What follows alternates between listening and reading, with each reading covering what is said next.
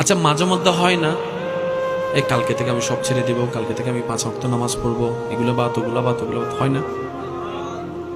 কিন্তু বাস্তবতা দেখা যায় সেটা আর পারা হয়ে উঠে না। সেক্ষেত্রে আমার ছোট্ট একটা পরামর্শ, আগে জিনিসটা একটু বোঝার চেষ্টা করেন। আপনার যখনই মন বলবে যে আমি কালকে থেকে ভালো হয়ে যাব, 5 ওয়াক্ত নামাজ পড়বো, তখন আপনি বুঝে নেবেন আল্লাহর রহমত আপনাকে ডাকতেছে। এটা কিন্তু 2 দিন আগেও আপনার কাছে আসেনি, কিন্তু এখন আসলো কেন? তাহলে আপনাকে বুঝতে হবে এটা আপনার রব আপনাকে ডাকতেছে।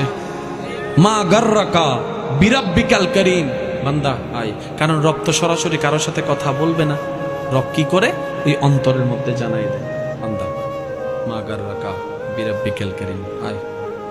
তখন কিন্তু আপনার সেই ইচ্ছাটা জাগে। এবার আপনি এই ইচ্ছায় সাড়া দিলে রাগ করবে কে? শয়তান। এবার শয়তান এখানে একটা ট্রিক খেলে, যেটা আমরা বোঝার চেষ্টা করি না। শয়তান বলে যে আচ্ছা ঠিক আছে কালকে থেকে পড়বো আর কি। আপনি বলেন যে হ্যাঁ ঠিক আছে, এই কালকেটা আর আসে না।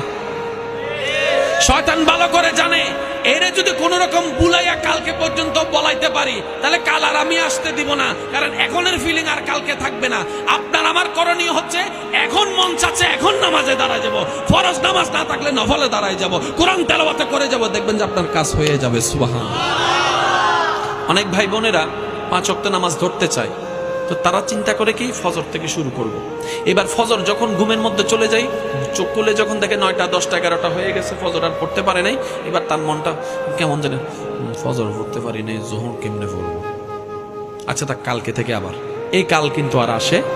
আমি শ্রদ্ধার সাথে বলবো ফজর যদি ঘুমের মধ্যে চলেও যায়, আল্লাহ রহমান আল্লাহ গফফার, মাপ চাইলে হয়তো আল্লাহ মাফ করে দিবে। জোহর পেয়েছেন জোহর থেকে শুরু করেন, আসর পেয়েছেন আসর থেকে শুরু করেন, মাগরিব পেয়েছেন মাগরিব থেকে শুরু করেন, এশা পেয়েছেন এশা থেকে শুরু করেন।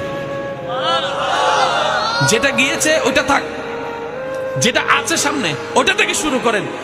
ওইটাই আপনাকে যেটা বাদ দিয়েছে ওইটা পর্যন্ত পৌঁছায় দিবে। ওই জোহরটাই আপনাকে একদিন ফজরের নামাজে তুলে দিবে।